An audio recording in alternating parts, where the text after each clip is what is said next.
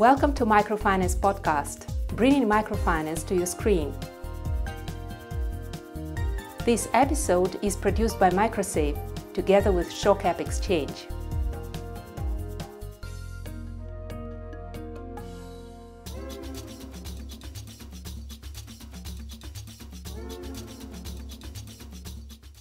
If, as I said, you're fortunate enough to have a borrower who has a flexible, intellectually curious personality, she may be one of those people who initially feels the same emotions of shame and disappointment in herself because her company's in trouble as anybody else would. But perhaps she can adopt this as a challenge to herself. I need to change.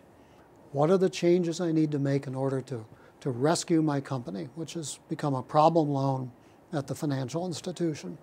If you're lucky enough to find someone like that, be patient, take time, work with her. You will learn something that you can use again in the future. 85–90% of what I learned about making loans was not from books or from lectures on underwriting or credit analysis or figuring in the break-even point. It was from making monitoring visits and from problem loans.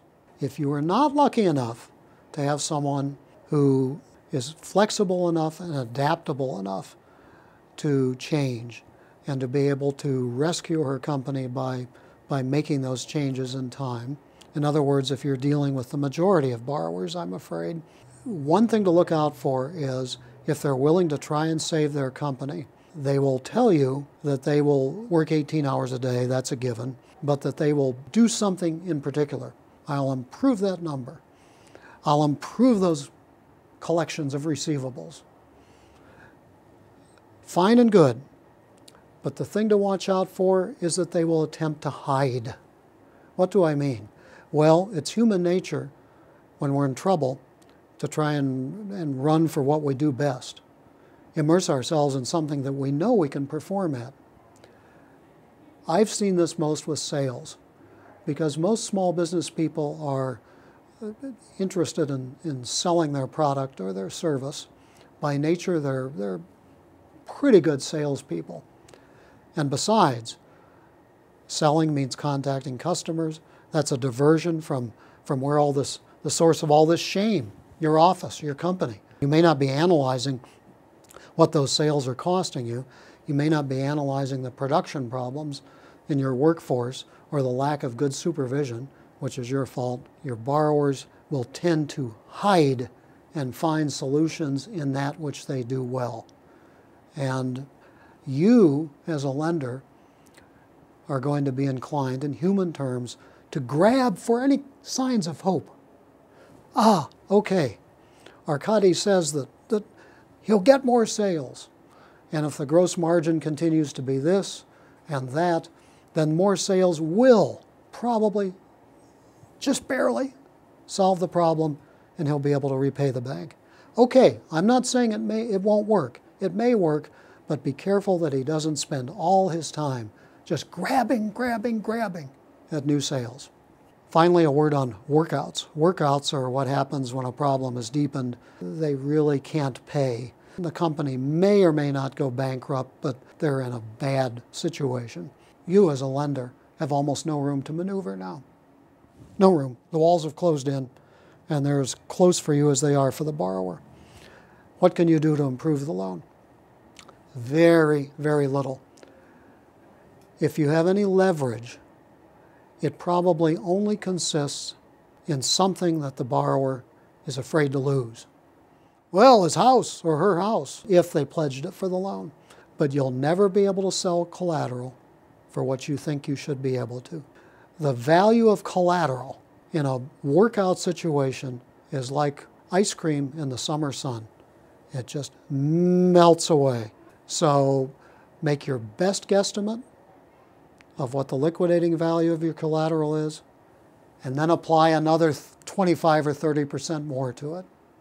So if you think you can sell your collateral for 70%, I would dispute that most of the time. I would say 50% at best. But you know your local conditions better. If you really think it's 70%, then take another 25% off it. down to 45, and that's probably more realistic. It may not be a house. Your borrower may be a person who can come back, if not in this company, in another company, and they may want access to credit again.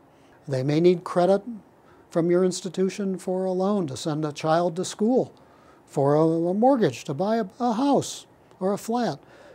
They may need you in ways that may not be immediately obvious to you. And so they may be willing to rewrite the loan schedule, restructure, so that they can pay you over a much longer period of time. You may have to take those payments as a recovery on the bank's books, but that's okay. They may even be afraid to lose their reputation. They may not want to be thought of as someone who didn't pay the institution. This is a little more rare, but you have to be like a psychologist again who's thinking about human nature. What doesn't this borrower want to lose? On the other hand, in a number of cases that I've seen, maybe as many as 50%, borrowers were so shattered by the experience of their business failing that they didn't care anymore. Maybe a year or two from now, 5 years from now, they will care. But at that point, their souls were shattered and they didn't care. If that's the case, don't threaten, don't beat them over the head, don't cover them with contempt. That's not a nice thing to do anyway. Just proceed. Make sure you have the collateral that you think you have and that you didn't go too fast on the paperwork because you were too busy at inception.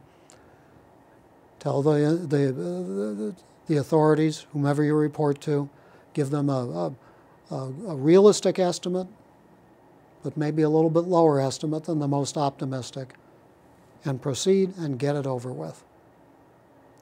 Those are my final words. Good luck.